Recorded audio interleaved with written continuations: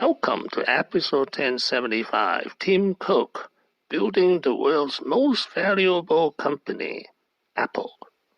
Here's a list of the top 10 most valuable companies in the world. Consider Saudi Arabia's Aramco not really a company. So Apple, Microsoft, and Amazon round up the world's top 3 most valuable companies. This is an outline of episode 1075. In this room, but that's almost the exact number that we've created since my election. I'm Tim Cook from Apple. The U.S. should have the most modern government in the world. The government should be focused on its citizens, and the services of the government should be measured on how pleased the citizens are with receiving those services. That basic premise is not how it's done today.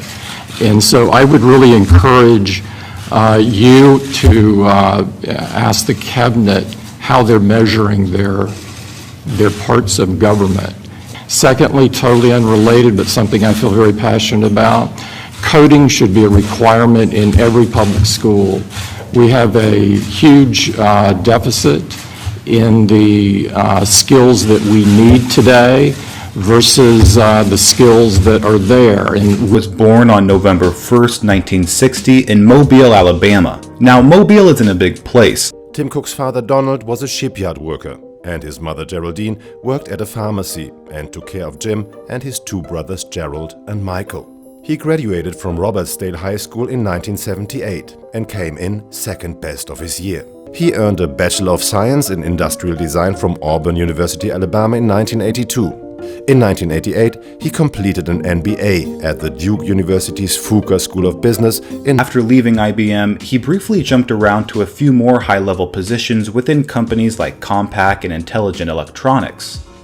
Well, it's hard to imagine, but in 1998, Apple Computer was a sinking ship. It has lost more than $1 billion. Compaq PC was both profitable and state-of-the-art. And because of Steve Jobs and Apple, who have provided me the opportunity to engage in truly meaningful work every day for over 12 years. Why did you take the interview, and why did you join Apple? Yeah, it's a good question. Steve had come back to the company, was essentially replacing the executive team that was there at the time. And Steve met me on Saturday. And it was like just minutes into talking with him, I want to do it, which I was shocked myself. But there was a sparkle in his eye that I'd never seen in a CEO before. And he was sort of turning left when everyone else was turning right. Take a look at the consumer electronic revolution started by Apple. The iPod, the iPhone, the iPad, these are the products that the world loves.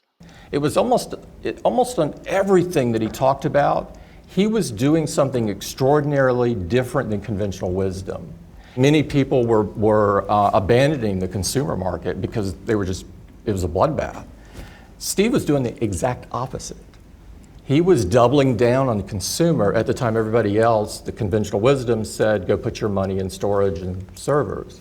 And I thought it was brilliant. In 2011, sadly, Steve Jobs died, but he handpicked Tim Cook as the CEO before he died. There were many critics and skeptics on how Tim Cook could replace the genius Steve Jobs. His critics said Tim Cook is not the product guy, and Apple is a product company. Well, who is the product guy at Apple? He's Jonathan Ive, the Brit shown in this picture. Jonathan Ive is the design guru, and Tim Cook would prove his critics wrong. He is the stock price of Apple Computer, and the stock price has risen more than 10-fold since 2011, when Tim Cook took over as CEO of Apple. In 2021, Apple is the world's most valuable company. Thank you for watching. Please subscribe and leave your questions and comments below. My next video will be Tim Cook, 9 Lessons. Wishing everyone peace and prosperity.